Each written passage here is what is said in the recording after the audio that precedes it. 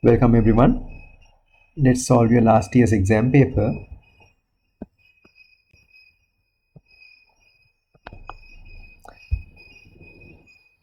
The first question is state two examples of intensity transformations and spatial filtering. So in regard to intensity transformations, you know that the output images corresponding pixel depends only on the input images corresponding pixel.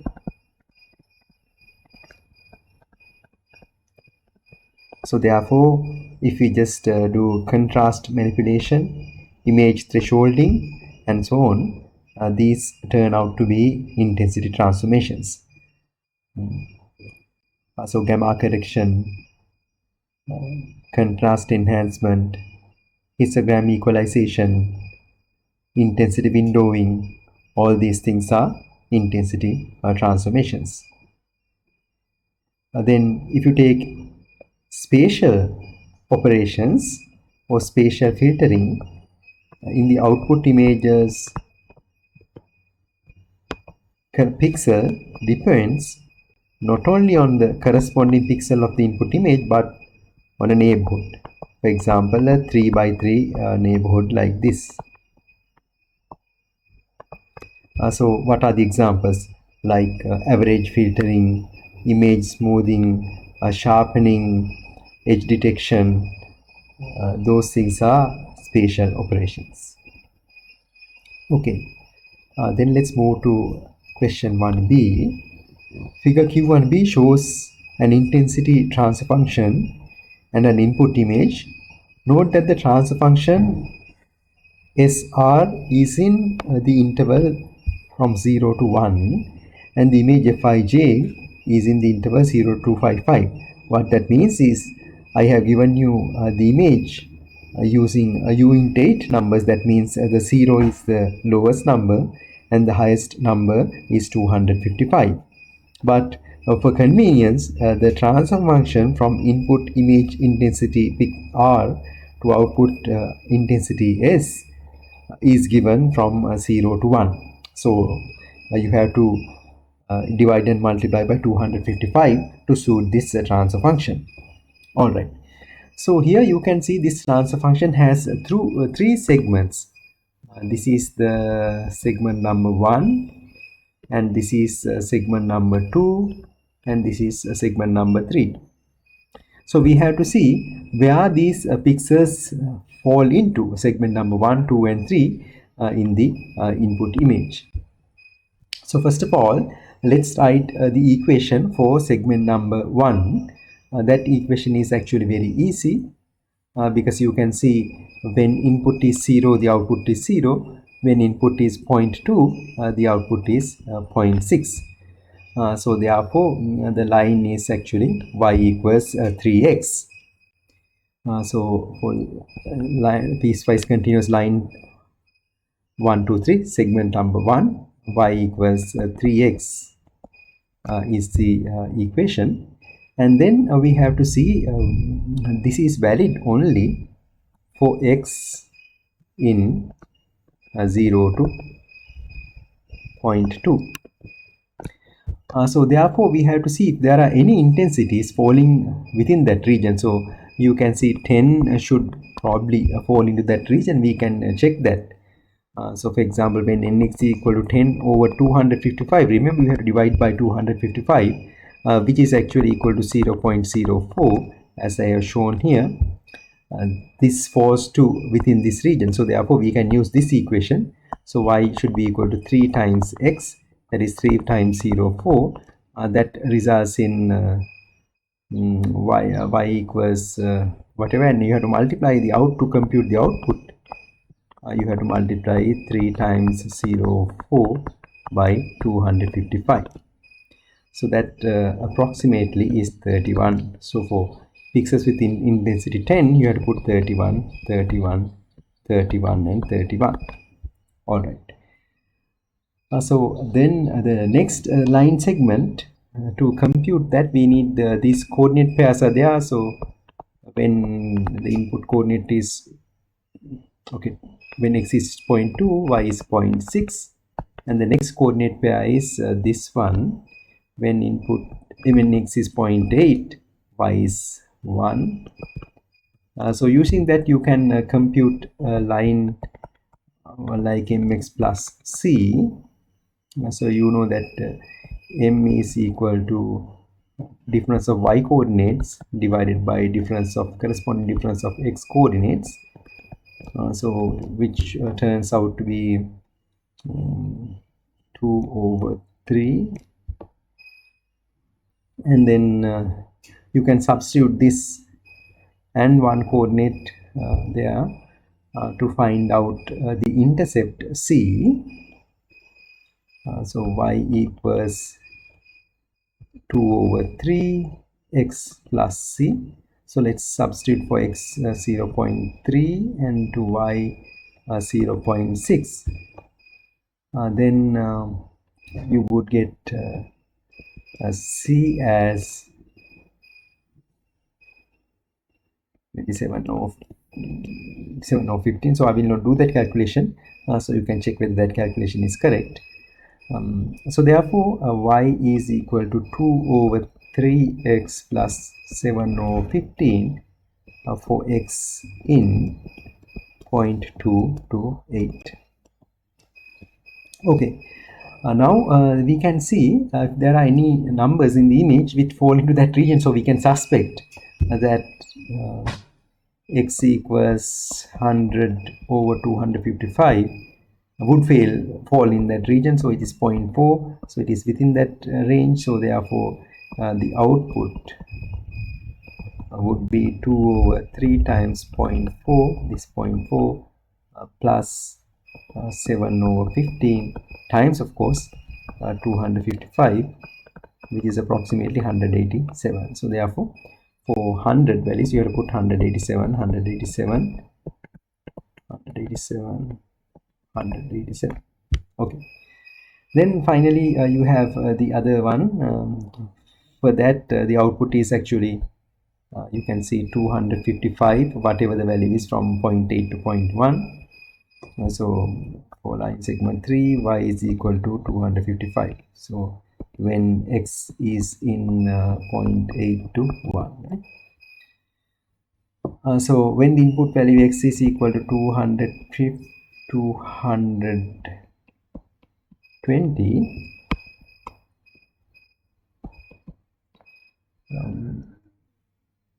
which is actually 0.86, so with the output is 255. So for these ones you have write 255. Okay, so here is the answer for that question. Okay, let's move to the next one.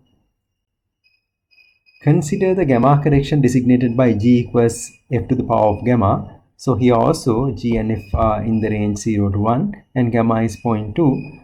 Figure Q1c shows this transfer function, an input image and a grid for showing the output. So this is the input image, this is the transfer function, and this is the grid for you to show the output.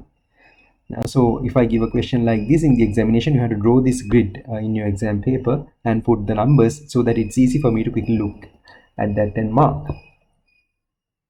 What is the effect of this transformation? Question number I. Here the answer is dark pixels will be represented by a wide range of dark pixels. So take dark pixels. For example, from 0 to 0.2 you have dark pixels. In this range you have bright pixels, right? So take that range from 0 to 2. So you can see it sort of maps to that range, got mapped to a larger dark range. This is still dark but white, right? These are dark but narrow range of intensities. So this is the meaning of that answer.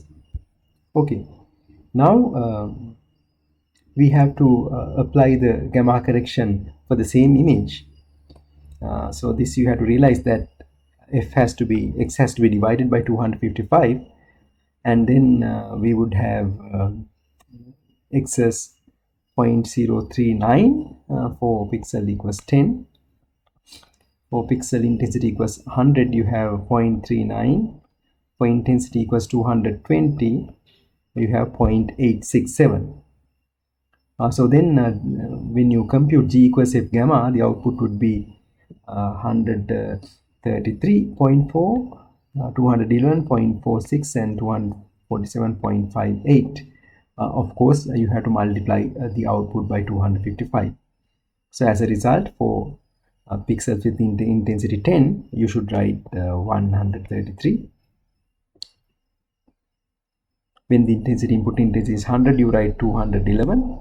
When the intensity is 220, you write 247.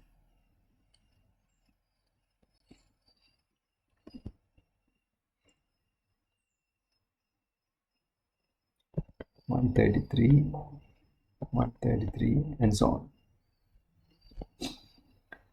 on. Question part number D. Figure Q1D shows an image and a grid.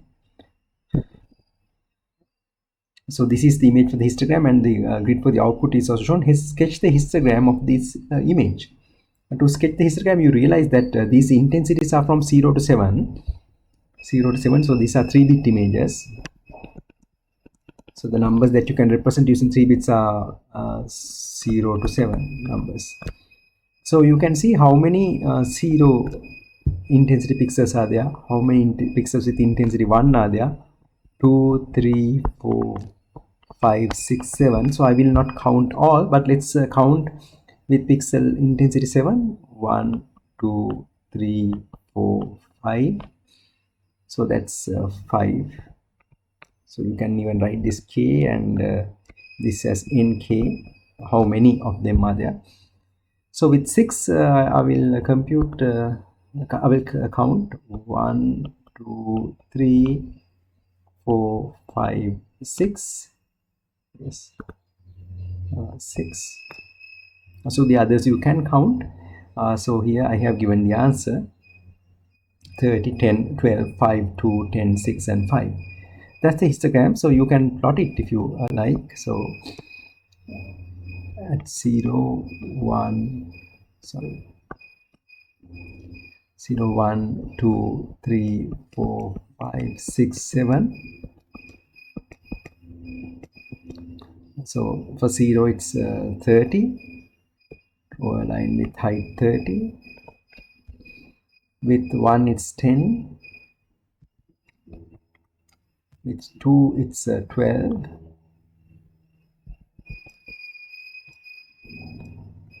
If you like, you can draw bars. I'm just drawing lines. With 3 it's 5. With 4 it's 2. With 5 it's 10. With 6 it's 6. With 7 it's 5. That's the histogram. There are too many dark pixels in this image, you can see that, right? Then we have to carry out the histogram equalization. Histogram equalization means distributing the pixels so that the output histogram will be more or less flat. For that we have the general mechanism of doing that, so I will show you that table. So you know what k and nk are now. K is the intensity from 0 to 7. Nk is how many pixels, 30 pixels with intensity 0 and so on. Then you have to get the cumulative column or the sum. So 30 plus 10 is 40, 40 plus 12 is 52, 52 plus 5 is 57, 57 plus 2 is 59, 59 plus 10 is 69 and so on. So finally you should get 80, which is equal to the total number of pixels in this image. So this image is 1, 2, 3, 4, 5, 6, 7, 8 times 10 image. So therefore you must have 80 pixels. So that you should get as a final value over here. And then we multiply it by L minus 1 divided by nm. So nm is equal to 80 and L minus 1 is equal to 7. So L is 8, L minus 1 is 7. So when you do that, you will get these numbers. And you have to round them. So 3, 4, 5, 5, 5, 6, 7, 7. What does that mean? So if you have an intensity of 0, you replace that with 3. If you have an intensity with 1, you replace that with 4 and so on. So this is what you have to do when you do the output.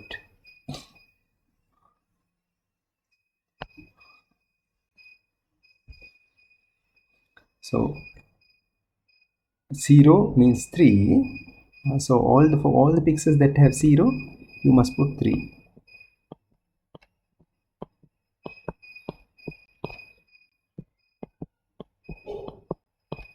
So I will not do for all, you can do it on your own.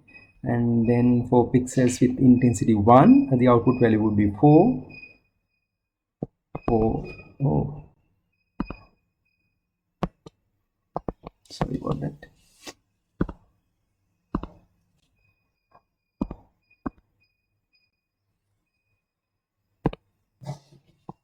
4, 4, and here also there is a 1, 4, 4.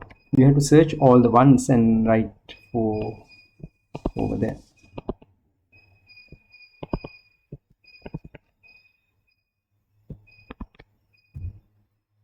Yeah. So for the all the other values from 0 to 7, you have to do this. Okay, that completes that question.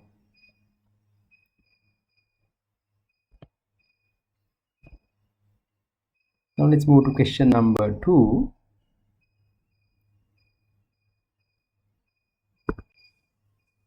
Figure show 3 by 3 filtering kernels of following operations.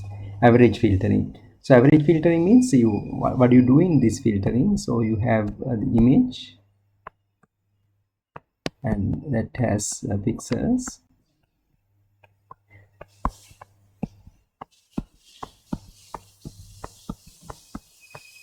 So in filtering, what you do is you put the kernel on top of these pixels. So I'm considering a 3 by 3 kernel in this case, and multiply the underlying values and sum them, and put the result right here in the output image. So average means you have to add these numbers 1, 2, 3, 4, 5, 6, 7, 8, 9 numbers are there, and then you have to divide by 9. So this is equivalent to multiplying the underlying pixels by 1 over 9. So this is the averaging filter. Then smooth vertical edge direction. So this is the edge detection. This is the Sobel horizontal kernel. So for vertical edges, if you have an edge like that, assume that this is bright and this is dark, so you place your kernel like this, and you should get a high response. So that's the idea, because these values are positive and these values are negative. Smooth means you do not just use the central difference formula like 1, 0, minus 1, but you use a version like that. This is the Sobel kernel. And then for sharpening, for sharpening, you know that you have to use the Laplacian. What I expect here is to show that you subtracted an average version of the image, blurred version. So image subtract blurred image, and then this is actually the high pass version. So to the image I need to add some portion, some alpha of high pass version. That's what I need to see. So when you do that, this should be some value larger than the sum here, sum of negative numbers. Okay, so you can look at the notes to find out more details about it. Okay, we go to question number B. Figure Q2b shows a part of an unnormalized 3 by 3 Gaussian kernel with sigma 1. Fill the other entries of the kernel. So for that you need to know the expression for the unnormalized Gaussian kernel gxy is equal to, so here remember this is the 0, 0 location. So this is -1, 1, -1, 1. gxy equals e to the power of minus x squared plus y squared divided by 2 sigma squared. So sigma has been given as 1. Okay, so let's consider different values of x and y. So first x equals 0 and y equals 0 for convenience. That means g0 0 is equal to e to the power of minus 0 squared plus 0 squared divided by 2 sigma squared. So e to the power of 0, it's 1.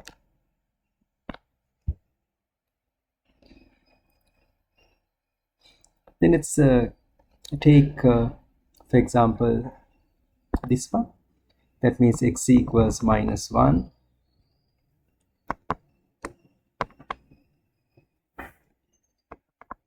and y equals 0. So x equals minus 1 and y equals 0. So then g minus 1 0 is equal to e to the power of minus 1 squared plus 0 squared divided by 2 sigma squared, which is equal to e to the power of minus 1 divided by 2 e to the power of minus 0.5. So that will turn out to be 0.6065.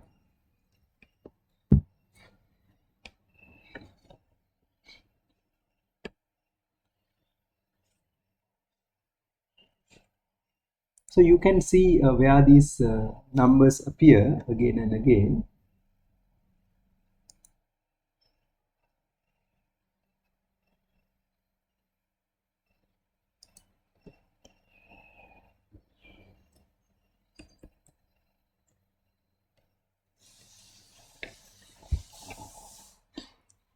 So if you consider this location, that is x equals 0, y equals minus 1, g0 minus 1, that also turns out to be e to the power minus 0 squared plus minus 1 squared divided by 2 sigma squared is equal to sigma is 1 e to the power minus half. So therefore these four numbers will be the same, and for this we have to do a computation. X equals minus 1 and y equals minus 1. So g minus 1 is equal to e to the power of minus 1 squared plus minus 1 squared divided by 2 sigma squared. That turns out to be e to the power of minus 1.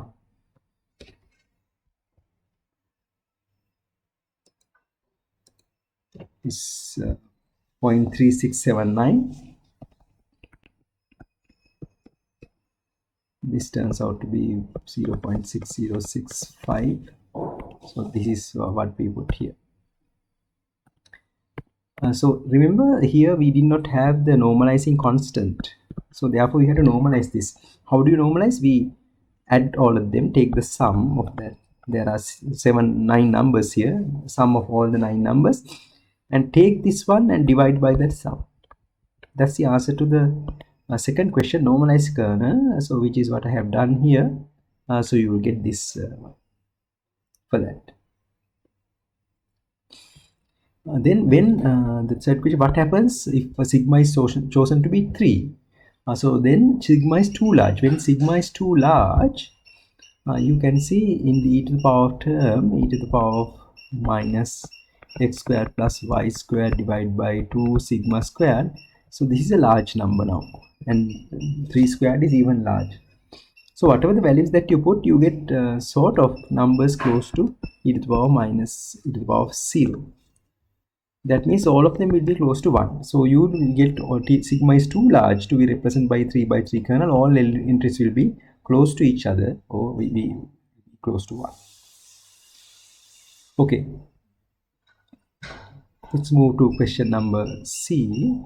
2C.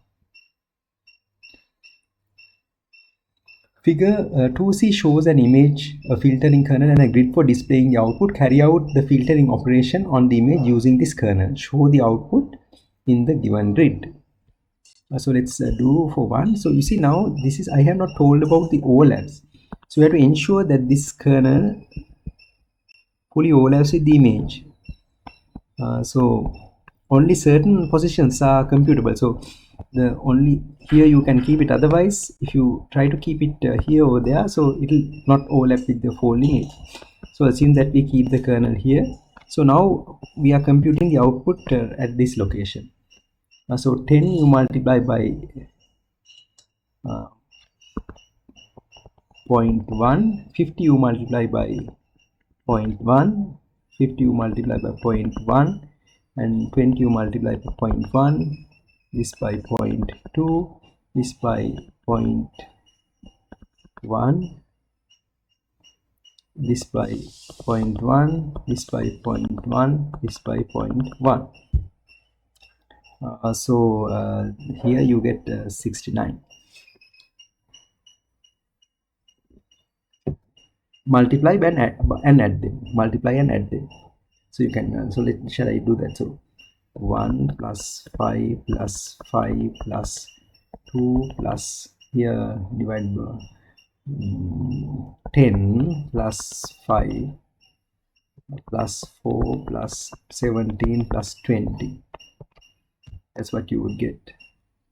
So 11, 17,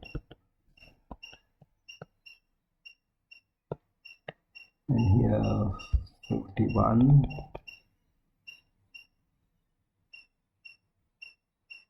So add these three also.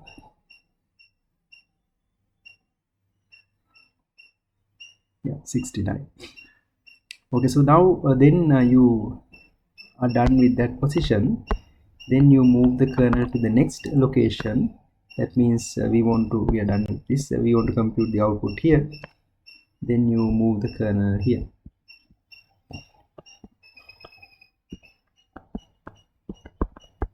Then do the computation and you will get 80, and then move the kernel to compute the value here, value here, value here, value here, and so on. Others you cannot compute. But with padding you can compute, but I have not asked you to do padding, so therefore only these 6 numbers are required. So actually you should not put 6.2 here. I think it's incorrect. You have to put 66. Okay. Then question number D. A conveyor sketched in figure Q2D carries two types of objects, circular and rectangular. Design a method using filtering to detect and count these two types of objects. So this is a conveyor belt. It's this belt is moving. So you are fixing a camera maybe with a field of view like that. So that's what the camera sees at once. So there are two problems. One is detecting what type of object this is, whether it's a circle or a rectangle. And then actually you have to track them also, because when you keep on taking image frames, this rectangle will appear again and again. In the next round it will appear here. In the next round it will appear here. So this circle will appear here like that. So you have to do that tracking also. So since I'm asking design, you have to think about the whole problem. So you have to mount the camera with the optical axis perpendicular to the conveyor belt. Otherwise your conveyor belt will appear like this in the camera. So these rectangles will look larger and these rectangles will look very small. These circles will, you know, I guess you know what I mean. So it's too much trouble. So you multiply if this is a conveyor belt, and you mount the camera like this with this optical axis perpendicular to the conveyor belt. So provide good trans-luminous illumination. You have to provide good lighting so that there are no shadows and so on, and the conveyor belt is equally illuminated. Take pictures of sample objects and create templates. So we have to use the same conveyor belt and keep only the rectangle and take a sample image. So you have a template T1, and then keep the circle and take a picture. You have T2. So then use these templates as kernels and filter each image at runtime. So when you take an image, run this small picture as a kernel, like we did here. Consider this rectangle as this one, so it will have not 3 by 3, maybe larger number than that, and then run it, and then run the circle also. Then you get high response when the template is located on top of the image, but then you will have multiple detections near that. So you have to do non-maximum suppression. Actually, you have to do tracking also because the belt is moving. So I think this answer is also not complete in that sense. Okay, thank you. Let's do the two other questions later.